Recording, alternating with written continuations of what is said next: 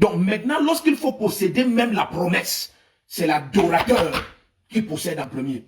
Ce n'est pas celui qui passe son temps à dire, je coupe, je commande, je déclare, j'arrache, je reprends. Oh Dieu, je sème. Depuis que je sème, tu ne me donnes pas. Non, ce que Dieu veut que tu sèmes, c'est ton adoration.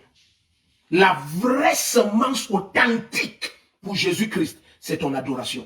Donc maintenant, tu es choqué de découvrir que l'église abonde de personnes qui te disent, mais pourtant j'ai fait ceci, pourtant j'ai fait, mais c'est l'esprit de Saül. Tu veux mériter. C'est pas un mérite. Souvenez-vous, si nous descendons et nous entrons dans une parabole que Jésus a donnée. C'est la parabole célèbre du fils prodigue. Jésus dit, il y avait un aîné, ça veut dire quelqu'un qui est venu avant, c'est Saül. Et il y avait un cadet, quelqu'un qui est venu après, c'est David. Et quelqu'un dit, mais attends, est-ce que le cadet là, tu oublies, mon prophète, tu oublies que le cadet est parti dépenser ses biens dans la débauche? Oui, David a fait quelque chose avec Bathsheba. Il n'y a aucun endroit où on nous rapporte que Saül a vécu dans la débauche. N'oubliez pas que Saül cherchait les ânesses et Dieu l'a attrapé. Donc Saül a comme l'impression qu'il est si important pour Dieu parce qu'il ne venait pas chercher le trône. Même comme c'était une pensée qu'il y avait en lui, le prophète l'expose. Mais Saül a été attrapé par le Seigneur. Donc Saül a l'impression qu'il est si important. Il est si important.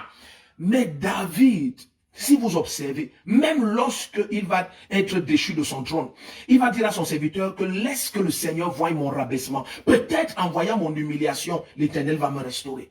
C'est ça un adorateur. C'est ce qui manque dans l'église. Il manque les adorateurs. Vous voyez tous ces conflits, toutes ces insultes, tous ces mépris. Un frère qui ne peut pas approcher l'autre. Un frère qui ne peut pas parler à l'autre. Il n'y a pas... Tout ça, c'est l'absence des adorateurs. Les gens veulent être vus. Les gens, c'est leur moi et leur soi. Il faut qu'on me voie et qu'on me connaisse. Il n'y a que moi, pas moi.